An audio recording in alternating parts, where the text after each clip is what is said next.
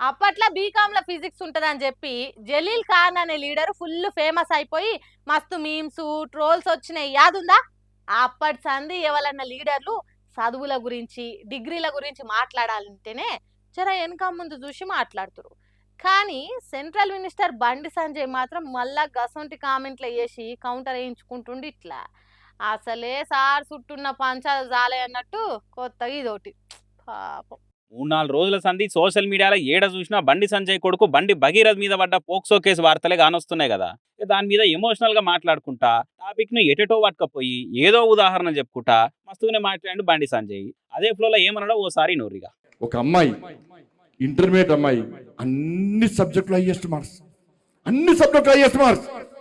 కానీ సోషల్లో 0 మార్క్స్ అన్న. 95 సోషల్లో 0 మార్క్స్. ఇది తప్ప కాదా?